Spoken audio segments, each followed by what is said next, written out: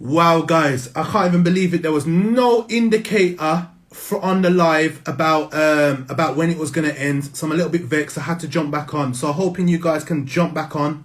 Thank you, thank you, thank you, thank you. We're back on. I'm just waiting for Casey to join us back again. There was no countdown, no countdown at all. But hey, mid flow, it can't work. It can't work. Hey, honestly.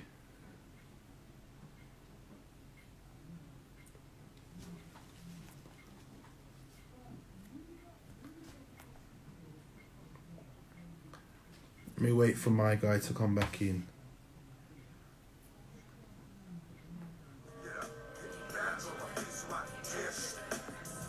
Yes, guys, we can't leave it right there. We have to, finish this off neatly because we just needed to round this one up. Thank you for coming back and joining us. All right. Hey, Casey's back. Let's do this.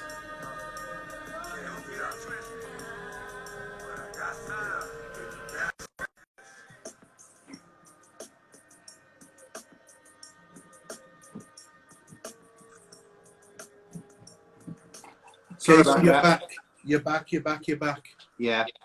I can't even believe that, man. There was no warning, bro. There was no warning. No warning. You should have given me a little countdown on that. It just shut down. Shut down. It shut down. Living. So where were we, bro? I think what I was trying to say or get across was that that we need to kind of take responsibility, and this is where sort of the shame kicks in. We need to take responsibility for the fact that we control our own lives, and even though there are these influencing factors that play a role in our behaviors, generational sort of customs and values, I think it's really important to acknowledge that, when people say, he made me do it, he doesn't control your mind. Nobody has the ability to control minds. And so what we need to be doing is literally just practicing coming away from the ideology or the idea that people do control our minds, and people did make me do this or did make me do that, or said this, and so as a result I'm going to do this, because you always have the ability to make a choice. Even if you're physically tied up, you have the ability to make a choice whether to be a prisoner or a navigator of something else. You can navigate your mind the way you want to navigate. And I say that because, Mandela always inspires me, because Mandela was incarcerated for, was it 36 years he was incarcerated for? Yeah, sure. Something like that. Yeah. But everybody in Mandela's wing, including the prison guards, came out with no more than 2 degrees. No less than 2 degrees. No less.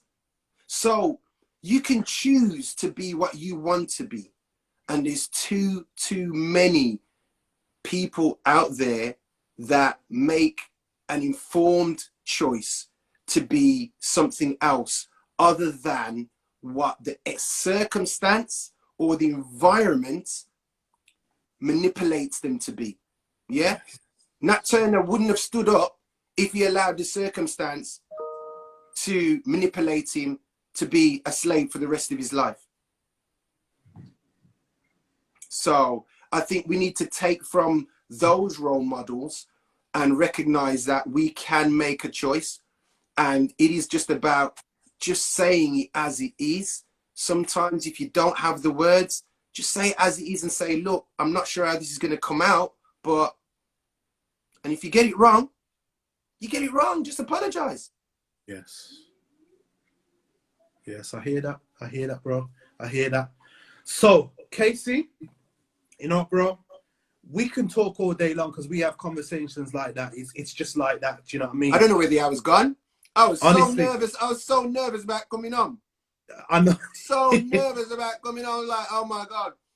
My head was blank. I didn't know what to say. Half of the things I didn't get to say. And I was just thinking, oh my God, how am I going to do this? How am I going to do this? How am I going to do this? But I think it's really, really important to just recognize that, you know, there is a saying that the way you become more intelligent is by doing something new every day. And somebody told me today to do something new. This is something new. And so I'm just another day more intelligent than I was yesterday. Yeah, absolutely. Absolutely. And I think, you know, the reason why I didn't want to come on was because of shame. You know, make no mistake, it was the idea of exposure and fear of, you know what, the uncertainty, the unknown, the reaction, the response. And I think it's really, really important to get out there that we need to be having more conversations about these issues, not just these issues, but about each other, our heart, what our fears are, because that's how we break the cycle of shame that's been bestowed on us through the generations of the African Holocaust. So I think it's really, really important to acknowledge that. The power of vulnerability. Yeah, we'll do another session on that another time where we'll break down the actual shame shields, how it works. I think it's so important. And yeah, it's been great. It's been really, really good. Excellent. Built up my confidence anyway. Built up my confidence. Listen, it does that. It really does. But you know what, bro? I know you've only touched on a little bit of your roles, you know, bro. I know. Of your current roles. Yeah, because I know you're multifaceted and multi-talented. So please tell us a bit more about some of the roles that you have presently in terms of like leadership and management and, you know. Okay, so Junkie Monkey, a lot of people don't know what Junkie Monkey is about. Somebody said to me the other day that, oh, I can't put you to my corporate clients because, you know, Junkie Monkey doesn't sound corporate. And I thought about changing the name. Not to go off on a tangent, but I just want to get this across because I think it's quite poignant to the conversation that we're having. And I said, you know, Junkie Monkey is about really challenging the social norm and the negative narrative stereotypes. And I said, the word junkie has a negative connotation. The word selfish has a negative connotation. The word envy has a negative connotation. And we need to challenge ourselves to understand language better. And that it's not necessarily words. Sometimes it's more, what's more important is the context. Okay. You know, so for me, it's about loving and living life and understanding that mental and emotional well-being plays a significant role in that. So I challenge a lot of the social norms through things like the teas, the merchandise. I'm a psychological therapist, so, you know, I use a number of different approaches to work with young people and clients. I'm one of the directors of the Blessed group,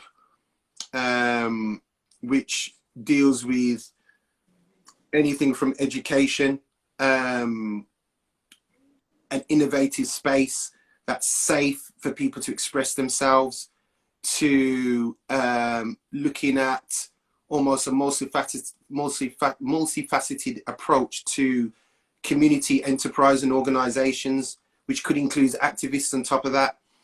Yes. I also have a drink that some people know that I'm very much linked to, Cinco, which, yeah, is, I don't know how it works on Insta if it's linked to this, but I'll put a link up. That anybody can buy. It's a very, very nice drink. There's a gin and a rum base. Also a accounting firm, which is recently been, it's kind of gone live in terms of a website. So I do a lot of things. Yes. One of the things that I really kind of try to focus on is my creativity, because creativity, I think, is one of the areas that help you break the cycle of shame. If you think about a child, A child's extremely creative. And a child don't have no shame. Mm. If you put that child's nappy on, and that child put that child's shoes on, that child will run outside in his nappy. Yeah. True or false? Yeah? Are you going to True. run outside in your pants? No! Right? But a child's play is extremely creative. That's how, if you want to know a child's job is to play. And a child learns through play.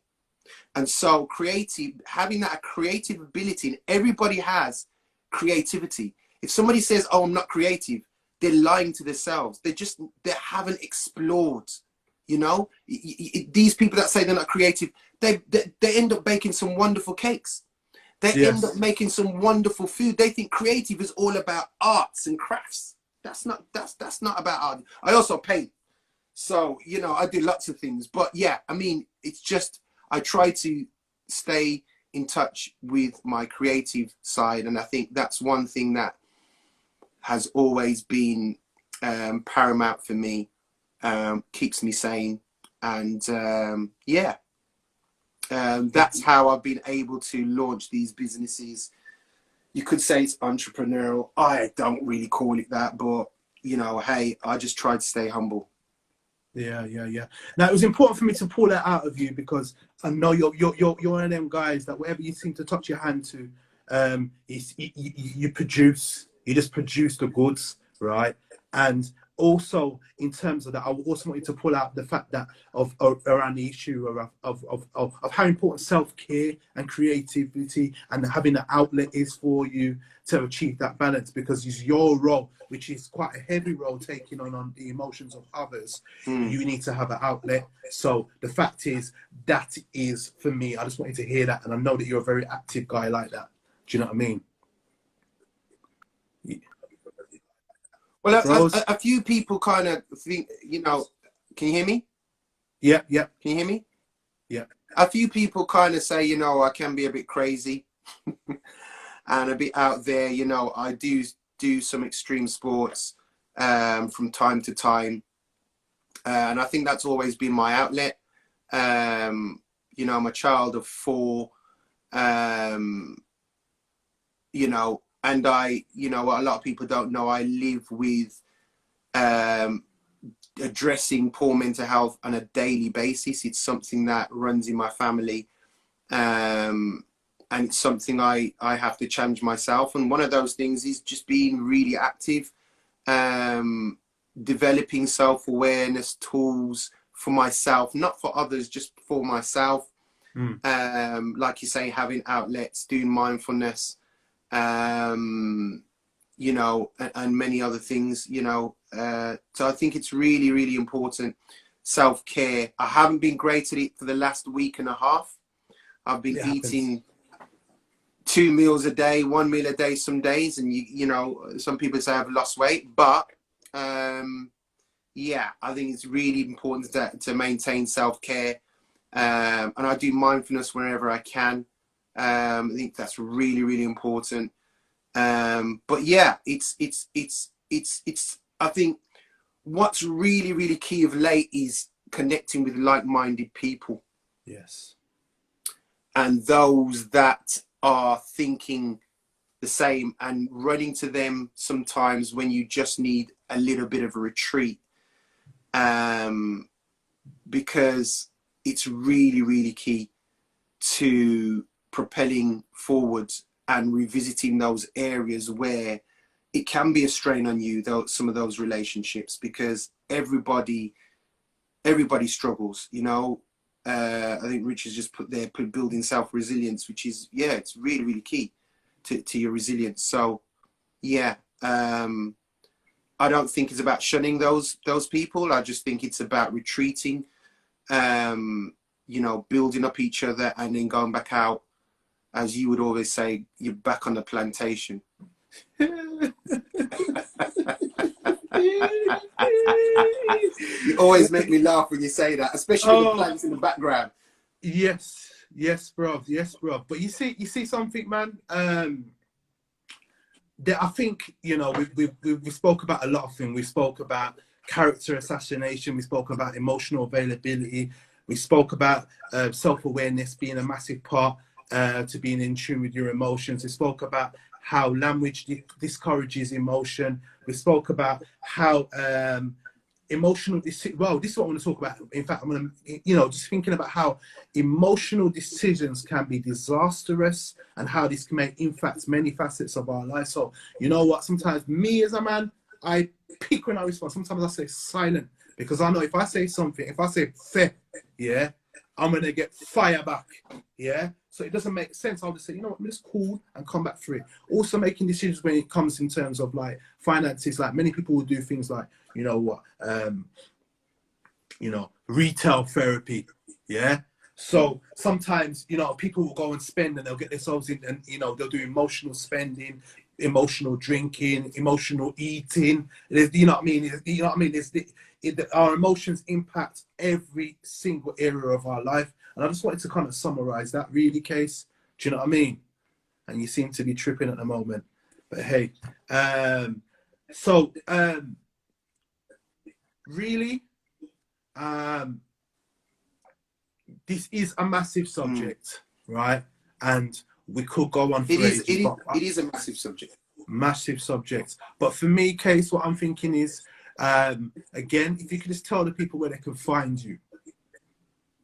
Yeah, so I have a website called Junkie Monkey. It's www.junkiemonkey.co.uk. A lot of, as I said, the merchandise that I do and the products that I do is to challenge the social norms and negative stereotypes. I have a blog on the website, which is where I really like to have these conversations. Some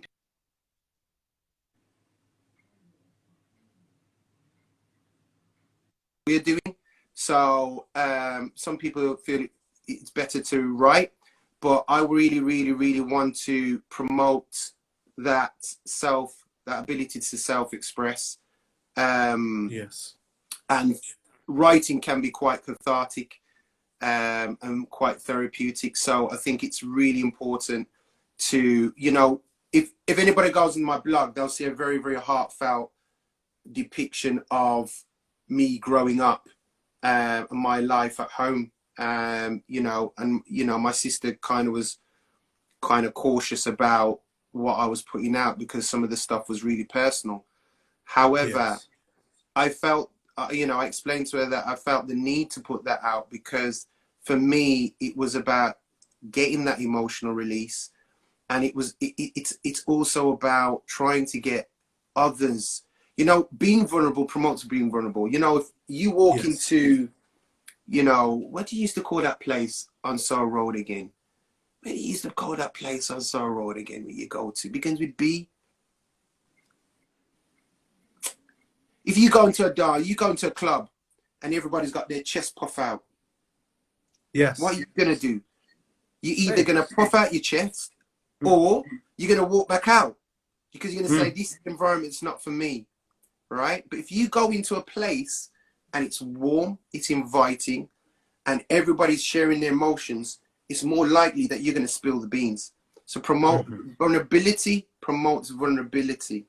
Yeah, and it's really, really important. So that's why I wanted to put that out, to just give people a platform to share their heartfelt stuff. They can remain anonymous. I think it's really, really key. There's going to be some more products out there. The products are really about ownership, owning those emotions. I've got one saying, there's, I got 99 problems and depression is one. I know you love that one. I'm going to get one to you for free. I'm going to get you one to you for free. But it really is about just owning your depression. We all get depressed. Every single one of us go through something and get depressed, at some point in our lives, and don't want to talk to a soul. It's so important that we acknowledge that it's okay to be okay, to not be okay, sorry. And that is really, really key and essential to mental health. So www.junkiemonkey.co.uk. Obviously, you got the Junkie Monkey Limited on the Insta, and then Cinco Drinks. If you want some of them drinks, you can add Cinco Drinks. I know you've had it already, and be having it again soon.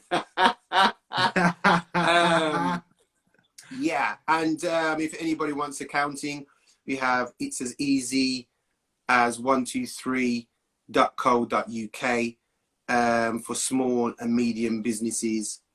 So yeah, a number of different things. Also bigging up Bless. Bless is a community organization and group that houses a number of different organizations such as Junkie Monkey, Epiphany People, and we all work together and partnership up to do collaborative work, whether that's training, whether that's working on issues such as what Epiphany People are addressing. Yeah, a lot of different social issues that we work on, and there's amazing projects coming up in the future. So yeah, that's Blessed, as in BLESST. So you can Google that, and generally will come up as one of the first on the first page. So yeah, apart from that, big shout out to Epiphany People for what he's doing. I remember talking to Darren before he started, and Darren is one of the main people that out of the group that has run like Usain Bolt, and like he was in trepidation when he was starting. I was watching him around the table when I was talking about presentations and him doing this, and he's literally run with it. And you're soaring, mate. You're soaring. So I'm so proud of you. I just want to put that out there, that you have presented yourself vulnerable and you've seen the benefits of it. So yeah, I think it's amazing what you're doing, and just keep doing what you're doing. Excellent, guys. Well, thank you, Casey. Love you, bro. Love you too, man. Love you too, man. But what we'll say is next week I'm taking a self-care week out. It's coming up around to the birthday of my son who I lost. So I'm taking time out with the family. So the week after we'll be back with something big, of course, right? I've got our sessions planned up all the way up until beginning or mid September. So just keep it tuned, guys. Yeah, I love you all. Big up all my Epiphany people. Every last one of you is tuned in live. Yeah, big up and thank you for tuning in. Casey, manners and respect, brother. Yeah, and we'll catch up with you soon. Yeah, peace. And yeah, thank you for everybody for tuning